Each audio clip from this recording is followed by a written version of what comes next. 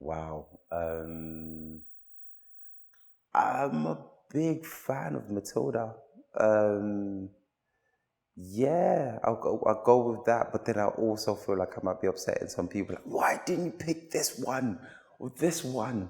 So it gets a bit tricky when it gets to the either a favorite or pick one type thing. But yeah, that's a story that I return to. So it's one that you know my son knows, and there's something very generational about that, right? And I like the idea of that. So definitely is yeah, that one.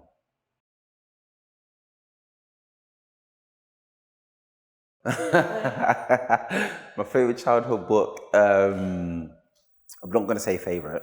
I will say books around like Anansi, because again, part of my growing up wasn't holistically in England. There was still a good chunk of my life that where I grew up in Nigeria. And there were books there that I'm revisiting at a much older age with a different lens. The Nancy Despire, those books, at the time, just seeing it as something that might kind of freak me out a little bit. But now I'm appreciating the moral in it. I'm appreciating the lessons learned and the comedy and the just the representation. And I would like that to also be represented in the work I do. So yeah, I've got a lot of books, but as a standout, that is definitely one of the earlier books. So yeah. Um, the image for one, there was something about just the bird on the shoulder or around the shoulder of the young person.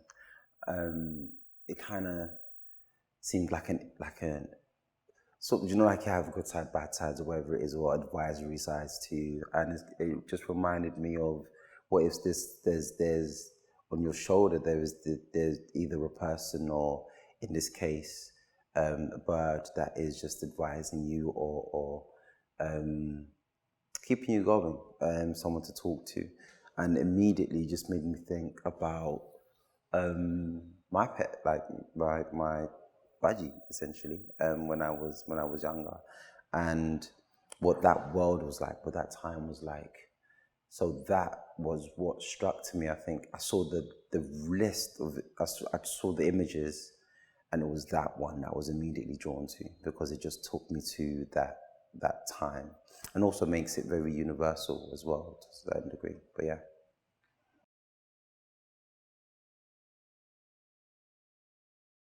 This is the venue.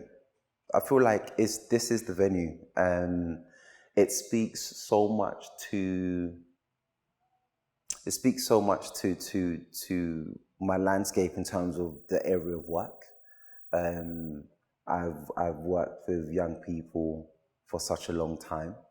Um, I say such a long time, like it's like years and years, but enough time for me to be fully invested in young people, young adults' lives, and children especially. And I think for this poem to be here, it speaks so much to the awareness of just the reasoning behind why this is happening in the first instance. Like what is a safe space for young people, and for the most part, and I think about a safe space for me at that time was through my pet, essentially. And if we think of this on a grander scale, think about what young people are going through generally. How do we create safe spaces for young people? I can't think of a better venue or a better building for this piece of work to be in. And I really hope that folks that they attend, that they spread the awareness of it, and they read the poems and they take time to the images as well. Yeah.